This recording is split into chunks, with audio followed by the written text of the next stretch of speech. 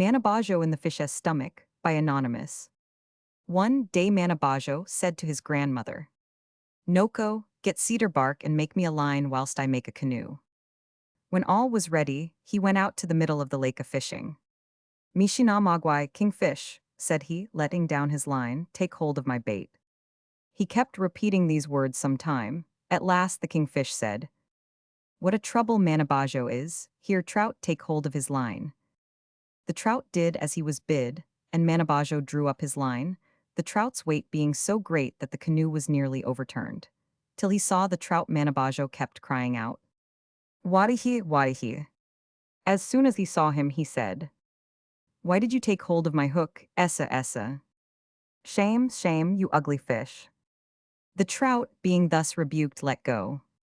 Manabozho let down his line again into the water, saying, "PG 70, kingfish, take hold of my line." "What a trouble Manabozho is," cried the kingfish. "Sunfish, take hold of his line."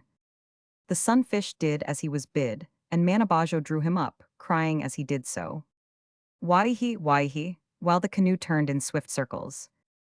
When he saw the sunfish, he cried, "Essa, essa, you odious fish, why did you dirty my hook by taking it in your mouth? Let go, I say, let go."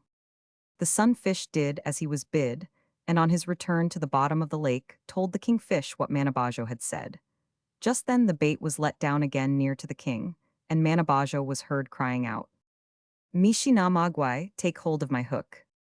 The kingfish did so, and allowed himself to be dragged to the surface, which he had no sooner reached than he swallowed Manabozho and his canoe at one gulp. When Manabozho came to himself, he found he was in his canoe in the fish's stomach. He now began to think how he should escape.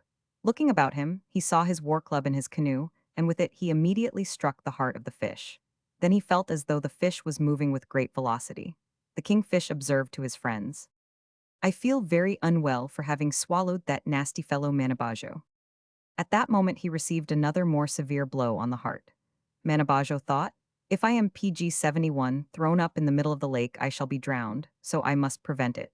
So he drew his canoe and placed it across the fish's throat, and just as he had finished doing this, the kingfish tried to cast him out. Manabozho now found that he had a companion with him. This was a squirrel that had been in his canoe. The squirrel helped him to place the canoe in the proper position, and Manabozho, being grateful to it, said, "For the future you shall be called Ajidineo, animal tail." Then he recommenced his attack on the kingfish's heart, and by repeated blows he at last succeeded in killing him.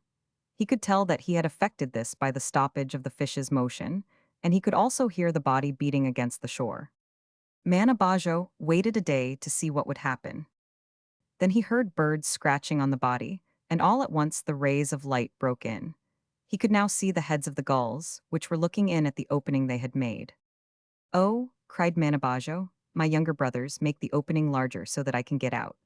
The gulls then told one another that Manabozho was inside the fish, and setting to work at once to enlarge the hole, they, in a short time, set him free. After he got out, Manabozho said to the gulls, "For the future you shall be called Kaoshk, noble scratchers, for your kindness to me." Page 72.